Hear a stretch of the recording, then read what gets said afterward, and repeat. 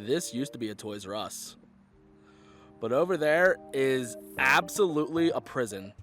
In fact, this actually used to be my childhood Toys R Us. Now, this building closed in January of 2015. So when all the other ones went bankrupt in 2017, I already had that emotional scar. I was already hurt. So everybody else is just feeling my pain that I felt the 2 years prior. But the reason I'm here is that this building in particular is going to be converted into a Second and Charles. Now, if you don't know what Second and Charles is, it's pretty much a giant secondhand store where they sell collectibles, whether it be figures, games, comics maybe.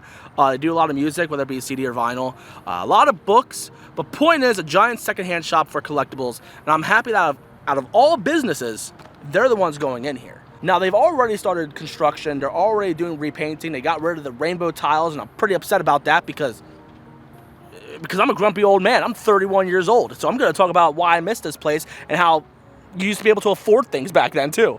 So there were, I want to say, at least 3 different Toys R Us's in the area, but this is the one that I went to because this is the one that was closest. All the other ones were well over a half an hour away, so no, my parents weren't driving me that far. And of course, I got toys and games and other stuff down here. Like, I remember going in here, buying either Crash Bandicoot or Sonic the Hedgehog figures. I even bought Sonic Adventure on the GameCube in this building, and I still have that childhood copy. I just don't have the manual. I destroyed that thing. I wish I still had it. But with my birthday being in June, I went here at least once every 6 months, whether it be for games or for toys. But I remember if I had $50, I felt rich. And back then, you probably were rich. But anyway, I used to come in here with at least $50, and I would come home with so many toys. Because back then, like, a good action figure only costed like $5 or $6. Like, you would get like something that's like a Jakks Pacific quality, that's like a $10 figure, for probably $5 back then. And if there was any franchise I loved, I wanted either action figures or plush for it. And thankfully back then, there was a lot of stuff. I remember specifically there was a double pack of, it was from Toy Biz. It was Diddy Kong Racing as well as Mario Kart 64. And there was a Ghost Mario bundled with a Banjo-Kazooie figure. And I bring that up specifically because I had a friend recently be like, oh, I've seen this somewhere, but I don't know if this thing is real. So he showed me the picture, and I'm like, dude, I used to have this when I was a kid. That's how I had my Banjo figure as a kid. And then I dropped it down a pipe, and now it's in the bottom of a well. But anyway, yeah, I would go here at least once every 6 months. But I feel like I didn't come here seriously often until, I want to say, at least 2009, 2010, back when Jazzwares was making Sonic figures. At this point, I was in high school. I was a teenager. Like, instead of going out on dates or learning how to drive because I had seizures so I couldn't drive, no, instead my dad drove me down to Toys R Us to get me some new Sonic the Hedgehog action figures. I remember the way I discovered them too. I was in high school and I was in study hall. I'm just typing on the computer, looking at whatever websites I can, and I couldn't go onto Newgrounds because they thought it was something else.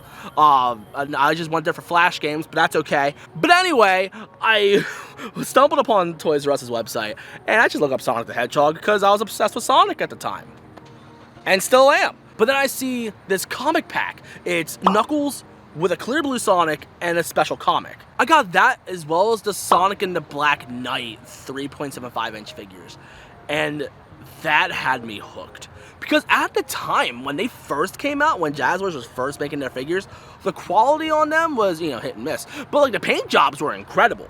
Later down the line, it got a lot worse in both quality as well as paint, but that's besides the point. But anyway, I went here a lot more often as a teenager rather than a kid, but I still went here as a kid, like, still excited. In fact, some of my favorite mythical Pokemon are Manaphy and Darkrai, because that's when I first got back into Pokemon games with Gen 4, and the mystery gifts were here in this building. And I still have those Pokemon to this day, and I'm very happy about that. I'm proud of it. And it's because of this building that I've gotten 90% of the Jazzwares figures that I have. Like, I think there's only like 1 or 2 characters I couldn't find in the wild, so I just bought them online. But even then, Toys R Us is still here. We just never got it in stock in this building. And whenever I would go in here when I was in high school, the store was mostly vacant. We were most of the time the only people in there. So it's completely understandable why this one closed down 2 years before the other ones did. And I find it ironic that Toys R Us is coming back now, within Macy's. But the Macy's that was attached to this mall is completely demolished now. Like, that one shut down before the whole mall even shut down. But I think it lasted at least another 5 or 6 years after Toys R Us closed. Or maybe 8 years. I think it was 8 years actually. Point is, Macy's went too. I had no chance of getting Toys R Us back in the Harrisburg area.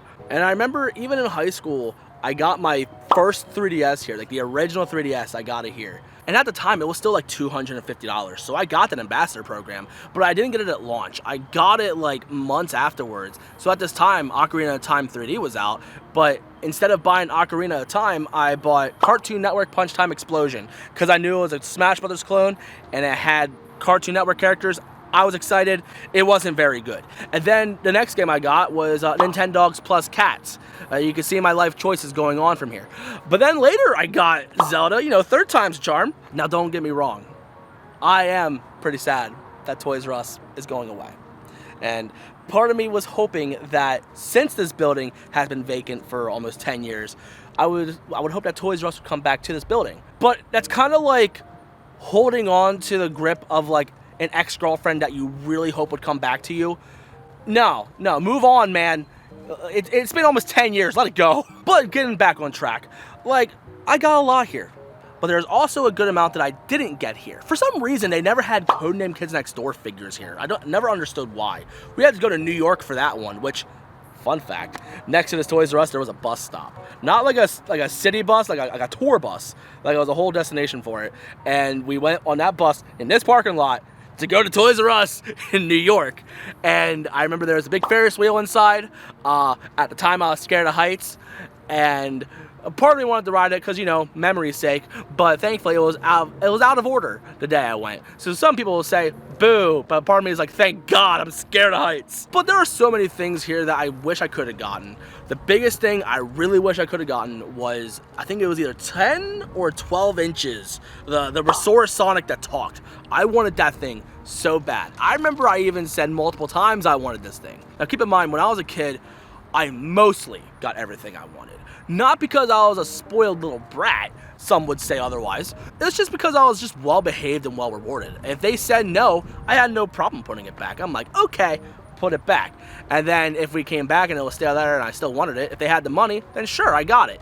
If not, rinse and repeat, and then I'll say maybe my birthday, maybe Christmas. Again, I didn't throw a temper tantrum, thankfully. But getting up for school, on the other hand, that's another situation, but we'll get into that another day. But I remember how bad I really wanted that Resource figure, but I never got it. I remember there was also, like, this was back when I was in high school, there was like a Ben 10 Omnitrix thing where it came with all 3 forms, like up to Ultimatrix, and you got to like customize the Omnitrix if you really wanted to. And I wanted that, but I remember my mom was like, Kyle, you're like 16 or 18, I can't remember how old I was at the time. No, you gotta get over Ben 10, you're good. No, I'm still into Ben 10. But I remember there was also some other stuff. I remember there was like some Ratchet and Clank figures. I wasn't into Ratchet and Clank. I thought they were cool, but I never got them. I remember the first reviews I did on the channel, I think one of them was like a Mordecai and Rigby plush. And people were asking me where I got that. Yeah, I got it right here. But as much as I miss Toys R Us in general, I more miss the fond memories of it, of like going and finding these Jazzwares figures or other weird obscure things, whatever. And as much, they're so loud. But as much as I miss seeing those toys, but if Toys R Us did come back, it would be the stuff that I would find at Walmart or Target or wherever that I can find it even cheaper, to be honest. It would just be a bigger store and bigger variety. So don't get me wrong, I miss Toys R Us, but it wouldn't be the same Toys R Us I grew up with. So that's why I'm ready to move on. But I'm not gonna get over them painting the tiles. Why'd they do that? That's stupid. So I don't wanna say that this is a goodbye. This is more of a see you later, because as much as I miss Toys R Us, I'm actually really excited to go back into this building. I don't know how long it's gonna take since they're already under construction, but I'm happy that the building's coming back. And again, I still find it impressive that Spirit Halloween didn't even touch that. Like, I'm surprised that this building's been vacant for 10 years. But let me know in the comments, do you miss your Toys R Us? Or tell me in the comments, what are your favorite Toys R Us experiences? And as someone who works in a video game store, and I see like kids growing up and like getting excited they're getting like new toys, new games or whatever in our store, I would talk to the parents and I'd be like, it breaks my heart that they can't grow up with a Toys R Us because The Toys R Us shopping was such an experience that I don't think is going to be brought back into America anytime soon. Hey, future Kyle here. There was one story I wanted to mention in this video, but I forgot to because it just happens. So back when I was at that Toys R Us, I forget how long ago this was. This is when I was still probably in elementary school, but there was this Pikachu plush that I saw when I was there the one day. And during Pokemania, it wasn't during this time, it was shortly after, but during Pokemania, they had this Pikachu plush that would like talk, move its ears, light up its cheeks, and move its mouth. And it was a very special Pikachu, and here they re-released it during the Pokemon Advanced series. Same exact plush, just different box. And I remember seeing this, and I got very excited. I bought it. And then we went to Burger King that was literally 2 doors down, like it was walking distance. And we got what I would assume was the crown tenders at the time. I don't remember when they transitioned to regular tenders to the crown tenders. But the point is, I got chicken. That was the only thing I got at Burger King at the time. But I would share my chicken with this Pikachu right here. I would feed it to him first, and then feed it to myself because I was so excited because this is like a real life Pikachu. I was really excited because I really loved Pokemon at the time. And I'm very happy that I still have that Pikachu to this day. I think it's still so cute. But anyway, back to me being in front of the building. But that's all I mostly have to say on this. So if you're new and you like what you saw, you know what to do. In the description, there's going to be my social media. And again, let me know in the comments some of your favorite Toys R Us memories. And I think one last memory I want to point out before I go is on the left side of the building, there used to be a giant, like, I don't want to say tapestry, but there was a giant poster, I guess, lack of a better term, for Crash Bandicoot Warped. And I remember I wanted that so bad, but I couldn't get that poster. I couldn't even fit that thing in my house. But before they started doing construction, I would look inside the building sometimes whenever I was in the area and just remember where everything was, where the customer service was, where the registers were, where the one aisle where you would find collectibles in a glass case, whether it be consoles or lightsaber replicas or something else. It was so cool being able to look inside and remember what the inside of the layout looked like and just think about all the memories I had in that Toys R Us. So I'm sad to see it go, but I'm also really happy that it's getting revived, essentially. So thank you for joining my little TED Talk, reminiscing on this. And if you're new and you like what you saw, you know what to do. In the description is going to be my social media, and guess I'll see you soon, Second and Charles. Peace.